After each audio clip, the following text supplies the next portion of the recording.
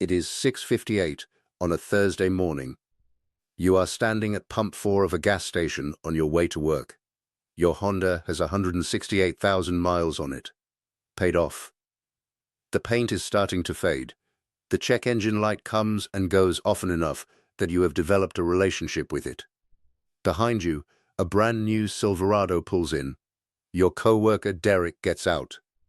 Beautiful truck, big wheels, perfect interior. He waves. You wave back. He is excited about it. And he should be. What Derek does not know is that your investment accounts crossed $400,000 a few months ago. Nobody at work knows. Not your manager. Not Derek.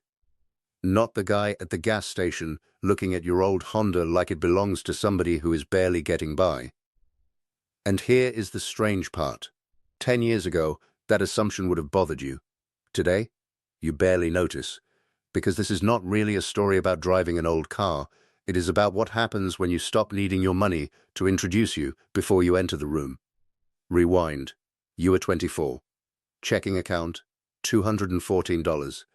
Rent, $875. Car insurance. Groceries, gas, phone, everything gets paid, and there is almost nothing left. Your apartment is small. Your furniture is mostly whatever people gave you. Your job pays enough to survive, but not enough to make mistakes comfortably. One Sunday, your dad calls. He asks, "You putting anything away?" You laugh. With what? He says, "Start before things settle down." Things never really settle down. You forget the sentence for a few months. Then, one afternoon, you open your company benefits portal. Your employer offers a retirement match. You do not fully understand investing yet. But you understand free money, so you contribute enough to start receiving part of the match. Then you open another account and automate $50 a week. That is it. $50. No stock tips, no crypto, no millionaire strategy. A diversified fund. Money leaves before Friday night gets a chance to claim it.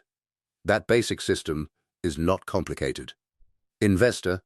Gov currently describes the long-term wealth-building formula almost exactly this way. Control high-interest debt, maintain emergency savings, invest regularly, and consider increasing contributions as your income grows. By the end of the first year, the account is still tiny, and this is where the process starts testing you. Your car needs a repair. $620. You stare at the invoice. A year earlier, that would have gone straight onto a credit card. You almost stop investing. Instead, you reduce the contribution temporarily and build a small emergency reserve. Because you finally understand, the goal is not to invest the largest possible amount this month. The goal is to build a system that can survive the next 20 years. Investor. Gov specifically recommends keeping emergency money available so something like a car repair does not automatically send you into debt.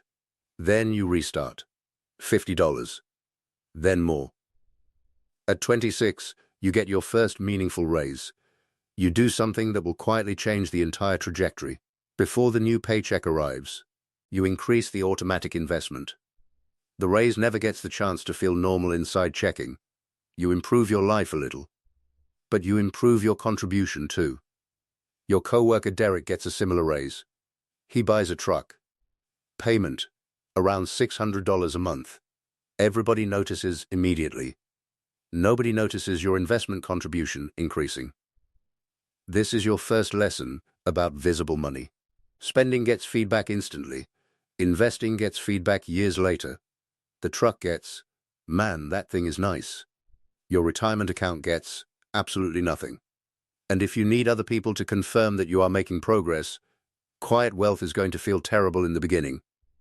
At 27, your investments are around $14,000, not $100,000, not some fake internet number. 14,000. And you are proud of it for about 30 seconds. Then life continues. This stage is boring. That is the mechanism. You keep increasing contributions when income increases. $200 a month becomes $350. Then $550. then more. You do not become dramatically more disciplined. You simply automate increasingly larger decisions. Investor, Gov calls regularly investing the same amount at set intervals dollar cost averaging. When prices are lower, the same contribution buys more shares. When prices are higher, it buys fewer. It does not guarantee profit, but it removes the need to make a brand new timing decision every payday. Then you discover another leak. Credit cards. You have an old revolving balance hanging around. Nothing catastrophic. But the interest is expensive. You start asking yourself a very uncomfortable question. Why am I celebrating hypothetical investment growth while paying somebody guaranteed high interest on debt? So you attack the card. And for the first time, you actually review all 3 credit reports. Experian, TransUnion, Equifax. You find one old account showing the wrong balance, a late payment you do not recognize. You investigate. The CFPB specifically tells consumers to check for accounts that are not theirs. Incorrect late payments, closed accounts reported open, duplicate debts, wrong balances, and incorrect credit limits. Genuine inaccuracies can be disputed with the reporting company and the furnisher. But the accurate debt? You pay it. Because real credit repair is not pretending the past never happened. It is making sure your report does not punish you for things that did not happen. Then, you rebuild. Lower balances. Every payment on time. Fewer unnecessary applications. And this begins connecting with the car decision too. Because the same vehicle can become dramatically more expensive depending on financing. Experian's Q1 2026 data showed average used auto APRs around 6.30% for super-prime borrowers versus 21.77% for deep subprime borrowers. Same transportation. Very different cost of money. You write down a rule: looking successful with weak credit is expensive. At 29, your investment accounts are around $38,000. You are earning more now. You are investing around $1,000 a month, and then the market drops. Your balance falls hard enough that you physically feel it. For 3 years, the account moved slowly upward. Now weeks erase months of progress. You think about stopping, not selling everything, just pausing contributions until things look safer, but safe is obvious only afterward. So you continue. The next contribution enters at a lower price. Then, another. Nothing magically recovers the following week. That is important. You wait. Eventually, in this story, the market improves. But the real victory is not the recovery. The victory is discovering that you can watch a portfolio decline without allowing fear to redesign your entire financial plan. At 31, you cross roughly $80,000. Then around 32, 6 figures, $100,000. You stare at it. You expected $100,000 to make you feel different. It does not. You still have work Monday. The Honda still needs gas. But mathematically, something is starting to change. At the beginning, almost all the progress came from your contributions. Now the base is getting large enough that market movements can occasionally become larger than what you personally add. The percentage did not become more powerful. The amount underneath the percentage became larger. Then comes the truck decision. Your Honda needs another repair. You look online. Used Tacoma. Clean, low miles. You can afford the payment. Your credit is strong enough that financing would probably be reasonable. And that is what makes the decision interesting. This is not good choice versus stupid choice. It is 2 valid choices with completely different futures. You calculate what roughly $600 a month could become if invested for 15 years instead. At a hypothetical 7% annual return, $600 a month for 15 years is roughly $190,000. Not guaranteed, not a forecast, just opportunity cost math. You close the truck tab, fix the Honda, and drive it another year. Not because trucks are bad, because you decide that right now, you want the invisible thing more. At 34, your investments are approaching $185,000. Your income has grown. Your contributions have grown with it. Now a strong year can move the account by an amount that once took you a year to save. And this is when the psychological temptation changes. When the account was small, you wanted to stop because nothing was happening. Now you want to interfere because too much is happening. You consider individual stocks, something exciting, something that could speed everything up. Then you remember why you got here. Not brilliance. Consistency. Broad index funds can be a lower maintenance way to get diversified exposure, though they still carry market risk, fees, and tracking differences. So you leave the machine alone. At 36, the accounts move toward $290,000. Your manager offers you a promotion. More money. Much more responsibility. Weekend availability. Longer commute. Old you would have accepted before he finished talking. More income was always better. Now you go home and calculate. You have emergency savings. No high-interest card balance. Strong credit. Low monthly obligations. Retirement assets. Taxable investments. You are nowhere near never working again. But you are also no longer one missed paycheck away from fear. You turn down the promotion. That is the first moment the money feels real. Not when the account crossed $100,000. Not when a good market month made thousands. When it allowed you to say, no. That is wealth people cannot photograph. At 38, your investments cross roughly $420,000 in this hypothetical path. The balance has come from 15 years of growing contributions plus market returns, not from $50 magically becoming hundreds of thousands by itself. Your Honda is finally replaced. You buy something reliable, used, paid off quickly. And for the first time you realize you genuinely could buy something much more expensive.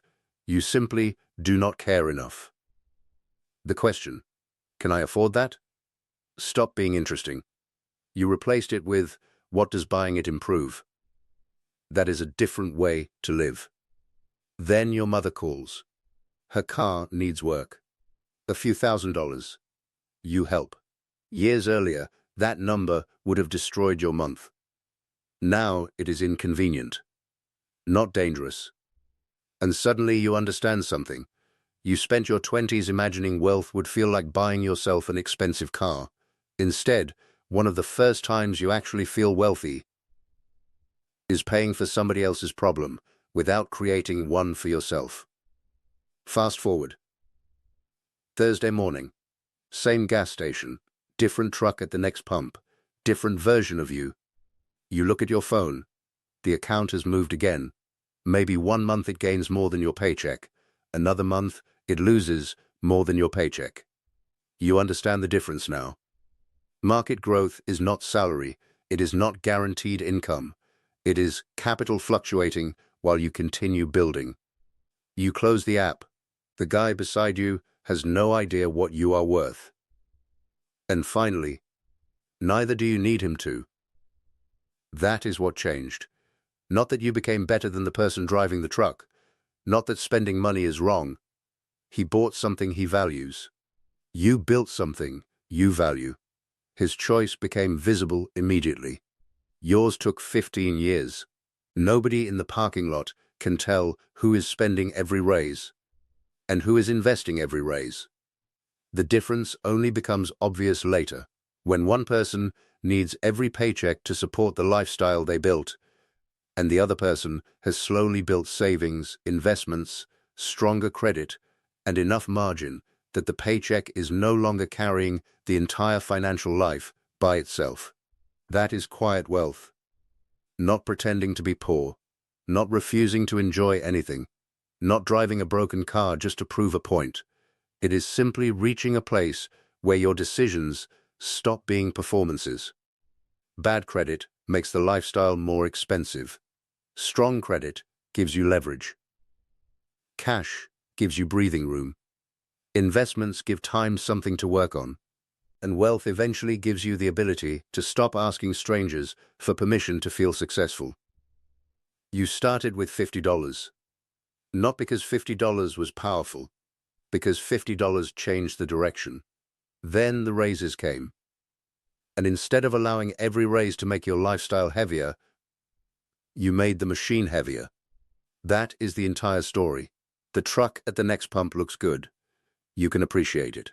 Then you get back inside your paid-off car and drive toward a life that nobody in that parking lot can see, which is exactly why it finally feels like yours, based on the quiet wealth structure, invisible success contrast, and automatic investing progression of the provided reference.